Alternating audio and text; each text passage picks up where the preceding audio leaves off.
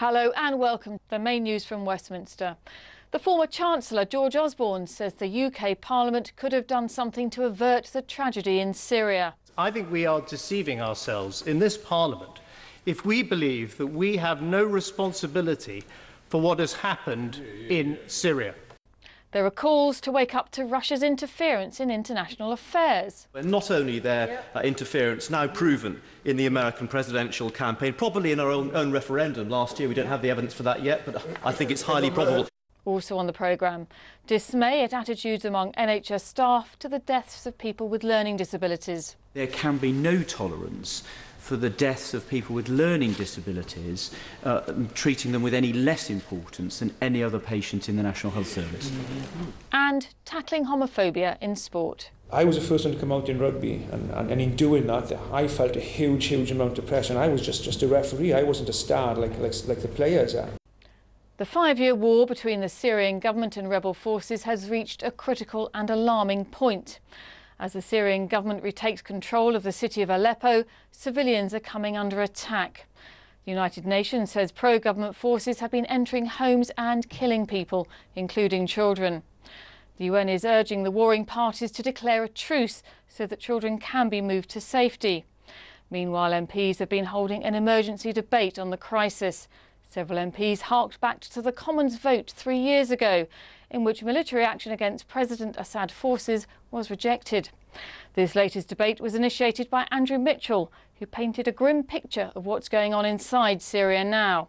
The reports of the United Nations and its agencies and of the International Red Cross are likely to be extremely accurate, and they have reported over lunchtime that there is clear evidence of civilians being executed and shot on the spot.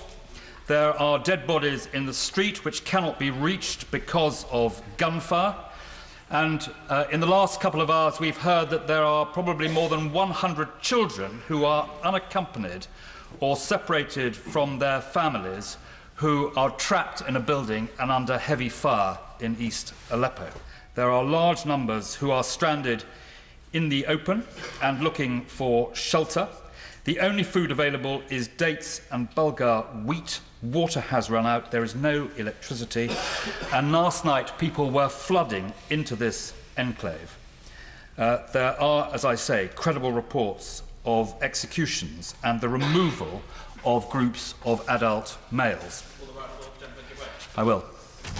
I thank the right honourable gentleman for giving way, and he paints an absolutely grim picture of the current situation in Aleppo. 2 years ago, I travelled with the honourable member opposite from Beckenham to Srebrenica, and we visited an exhibition in Sarajevo of pictures from Srebrenica and pictures from Syria, and they were indistinguishable. When we hear of summary executions, disappearances of men and boys, unmarked graves, and the types of atrocities he's describing, does he not believe that we risk this being the Srebrenica of our generation? Yeah. Andrew Mitchell said one way to avoid that scenario was to get aid into Syria as quickly as possible, a view reinforced by Labour. If Russia and Assad continue to block road convoys into the area, then surely the government must finally accept that we have reached the point of last resort when the previous Foreign Secretary promised that airdrops would be used.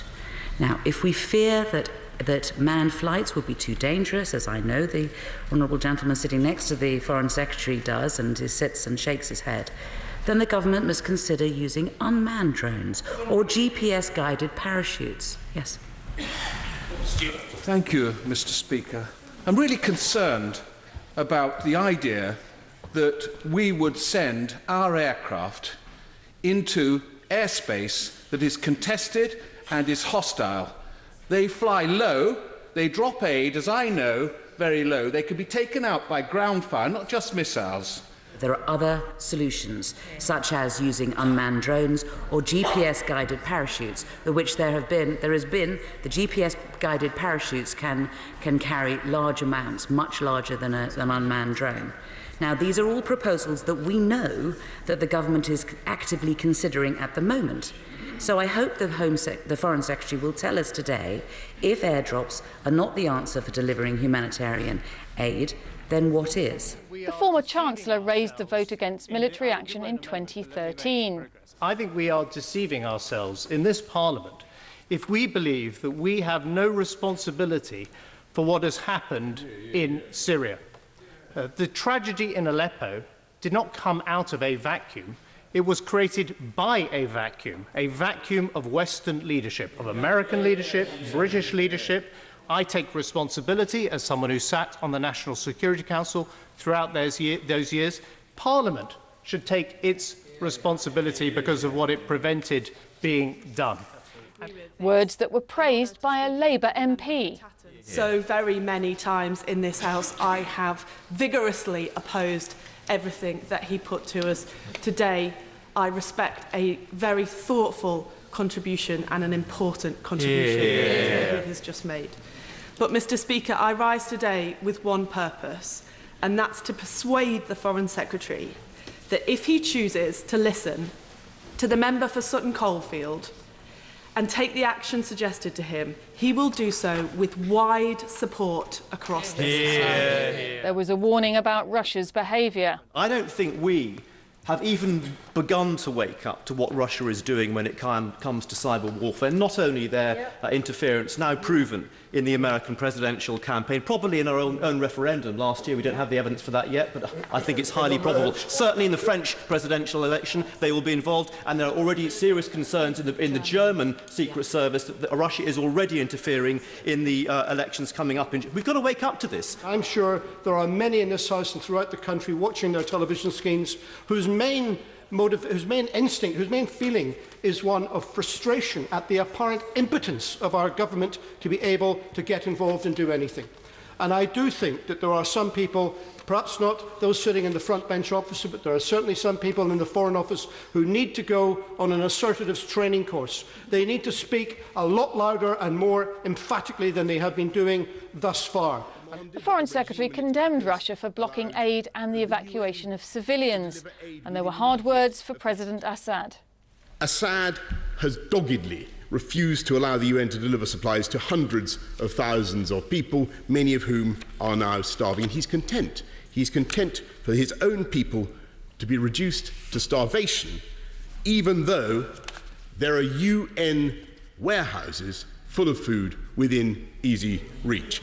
He said it was up to Russia and Syria to declare a truce, but he also criticised the Commons decision in 2013. On August 29th, 2013, this House voted by 13 votes not to use force against Assad, even after he had poisoned hundreds of his people with sarin nerve gas. And we thereby, we as a House of Commons, we as a country, we vacated that space into which Russia stepped, beginning its own bombing campaign on behalf of Assad in 2015. And ever since that vote, our ability to influence events in Syria or to protect civilians or compel the delivery of aid has been severely limited. He predicted that victory would elude President Assad, and he questioned whether Russia would continue to support his futile struggle to subdue Syria.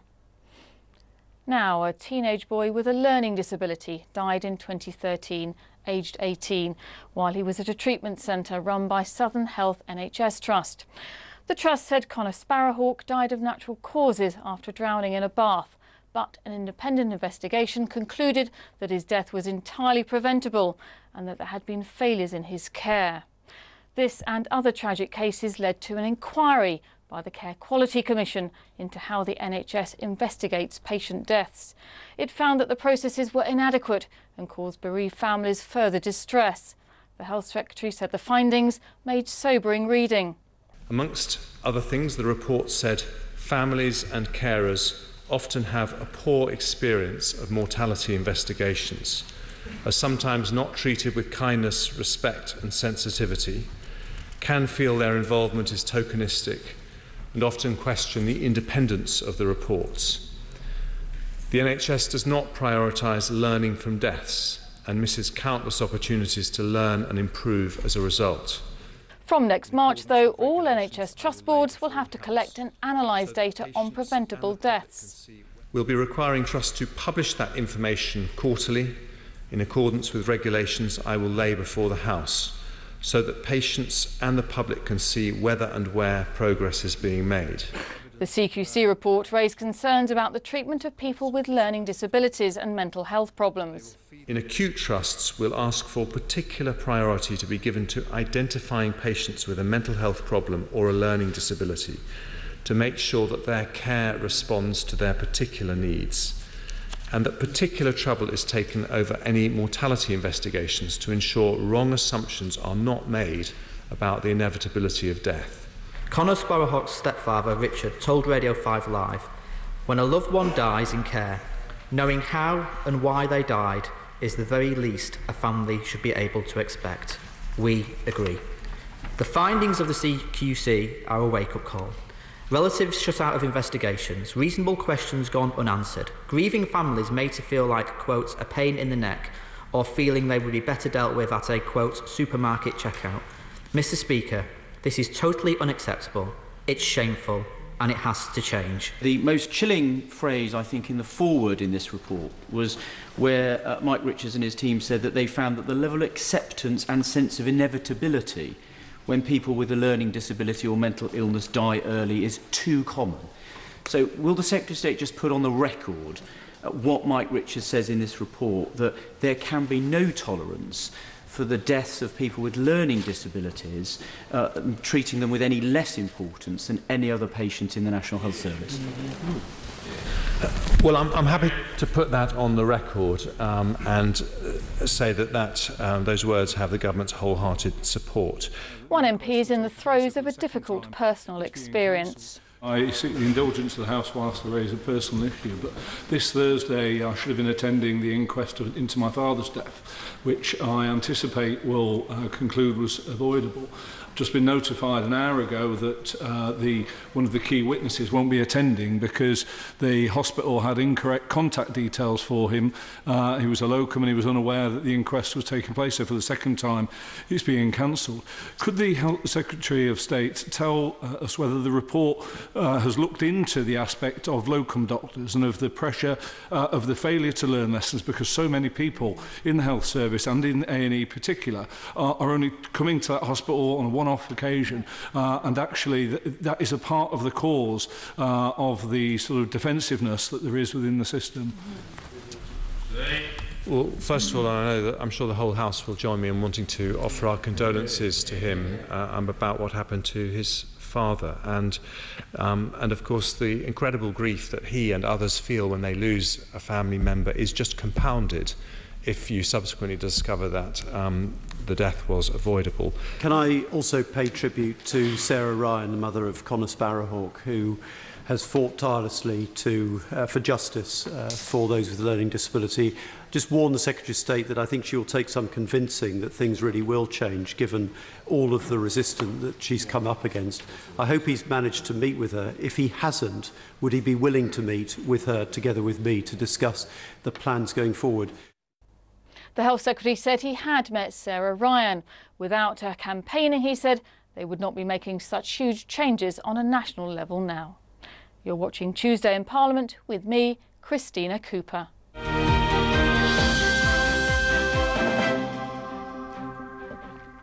Now on to broader matters around healthcare. A Lords committee is investigating what the NHS might look like in the year 2030. How will it cope with the pressures placed on it? And what might be the best way to fund social care in the long term? At its latest session, the committee heard from a series of politicians. But first, it questioned the man in charge of NHS England, the body that sets the priorities and direction of the health service. Do you have any ideas for a sort of alternative funding model for social care? You mentioned earlier all the different ways in which social care is funded. Is there something that would be more effective, which would enable the longer-term sustainability both of the NHS and of social care?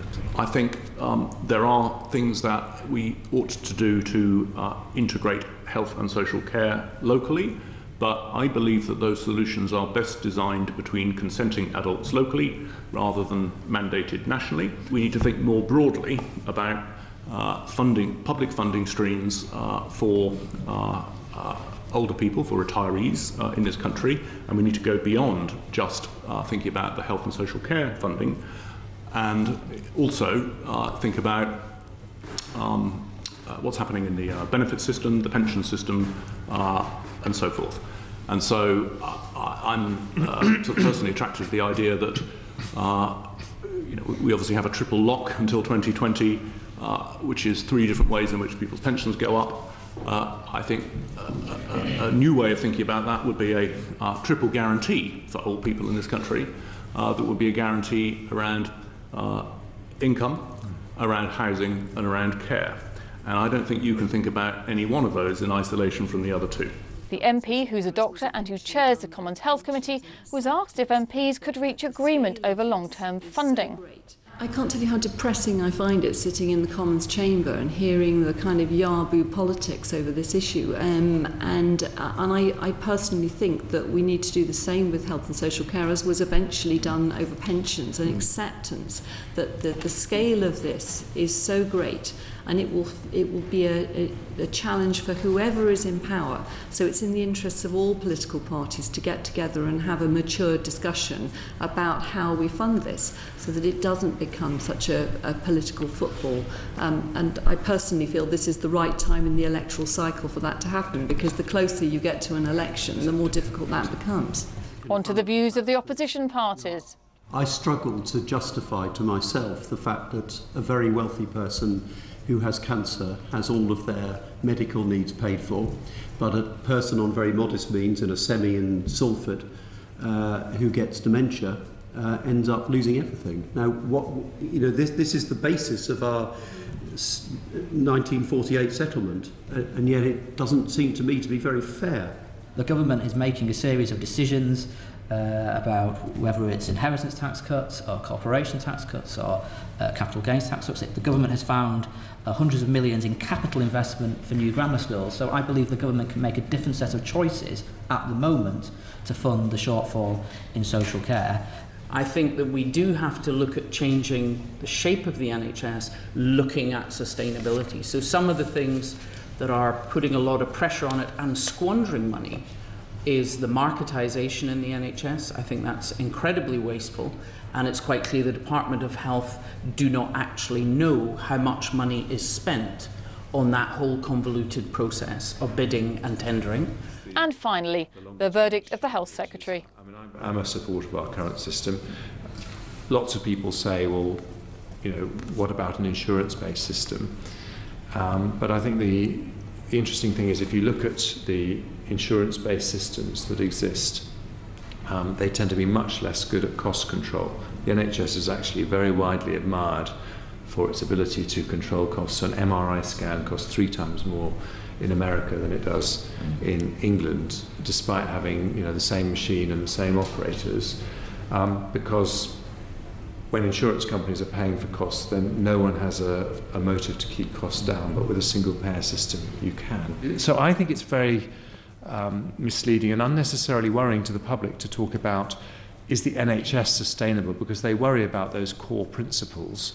I think the bigger question is, how are all health systems across the whole world going to be sustainable in the face of the huge pressures of an ageing population and of advances in medicine and technology that are making us all live longer and are fantastic for all of us? And I think there is a bigger question, which isn't really about the NHS, because I don't think we will ever change those principles, but are about how we are going to get more resources into healthcare systems. The Health Secretary Jeremy Hunt in action for the second time.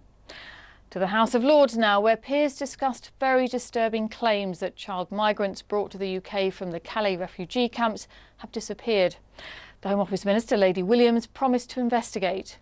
I could comment on media reports that some of the children that have already come to this country have actually disappeared. Could she comment on whether that's accurate, and if it is at all accurate, which is very disturbing, could she say what more can be done to prevent this happening to any other children? Well, I'm pleased that the Noble Lord has raised that question as one who is so concerned with safeguarding. The concerns haven't actually been raised with us, although I have seen them in the paper, and we haven't received any specific details of any cases. But of course, we will investigate any concerns fully, and we are working closely with the LGA and would, of course, engage with any agencies, relevant agencies, should those stories be verified. We would do that in the same way we would do with a child that was our own. Would the noble Baroness, the Minister, care to answer? She failed to answer on another occasion. How long does the funding last? If a local authority takes in a child or children, is it a one-year payment, or will it cover the full cost of that child in terms of education, housing and health? Well, my lords, if a child is in local authority care, the child will be looked after as if it was, as if they were one of our own. As I say, the cost of that local authority care will be met. In terms of the other funding that I think the noble lady is referring to, it's certainly being committed to for the moment. I can't speak for further budgetary rounds, but certainly it is being committed to for the moment. Can my noble friend say whether all these children have family here, or are they looking to be adopted? Well, for the children who meet the criteria under the Dublin regulations, those children will have family here. For the children who've come here through Section 67 of the Immigration Act, they won't necessarily have children. They will be have family. They will be unaccompanied. Now, how widespread is homophobia in sport, and what can be done about it?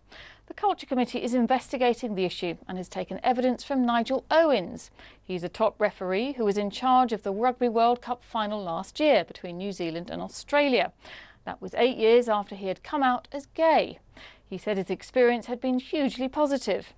I can count on one hand the negative attitudes that were, very, very few. So on a whole, you know, if somebody was to ask me, is rugby a homophobic sport, then my answer would be no, because I couldn't be who I am today and referee at the level of where I am today if rugby was that case.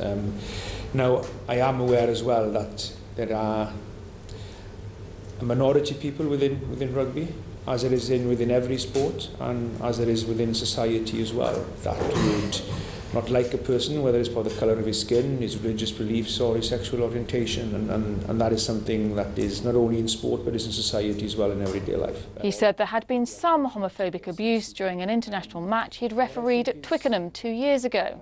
I don't think rugby can take the moral high ground when it comes to anything in sport, respect the way it deals with issues in sport. But what I think rugby does do a lot better than a lot of other sport, it does address those issues. So as that instance in Twickenham was brought to the attention of the RFU, it was dealt with. The people were banned from the stadium for 2 years, they were fined, and that money was given to a charity of my choice. Speaking to people then outside the sort of professional end of the game, at the community end of the games, young people have come to me who are dealing with their sexuality and dealing with how are they going to deal with it if people find out in rugby. A lot of it is very positive, and a lot of them still feel that they cannot be themselves in rugby, in that environment. So there's a lot of work to be done still as well, I think. Nigel Owens was asked about the differences between rugby and football. When the first gay footballer does take that plunge, and I think what's hindering at the moment is everybody's waiting to find out who it is, and that's. I was the first one to come out in rugby, and in doing that, I felt a huge amount of pressure. And I was just a referee. I wasn't a star like the players are, but I felt a huge amount of pressure in taking the plunge. You're going to be the first one in the professional sport. So I can't imagine the pressure that is on an individual in the game of football. He spoke about his own suicidal feelings before coming out. I had to accept my sexuality first of all, and it took me an overdose and a few days in intensive care and just coming back to life till I accepted that. So even though there were people there to help me and help me through this and tell me things will be okay, I can look back now and say, yeah, they were right, things will be okay in the end. But at the time, it was a lot of it was to do with me dealing with myself.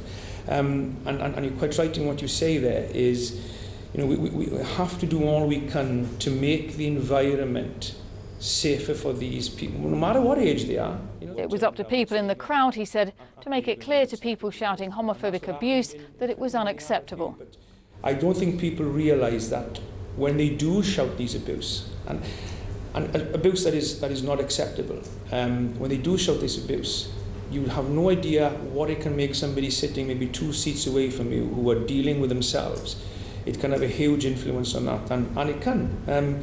If I was sitting in a stadium at 25 years of age, in the state I was then, and I'd heard somebody shout things like that, it could have been enough to tip me over the edge and try to take my own life, which I did a few years later. So yes, it's hugely important that we try to eradicate that from sport and from society as well. The rugby referee Nigel Owens talking about homophobia in sport. And that's it for now, but do join me at the same time tomorrow for another roundup of the best of the day at Westminster. Until then, from me, Christina Cooper, goodbye.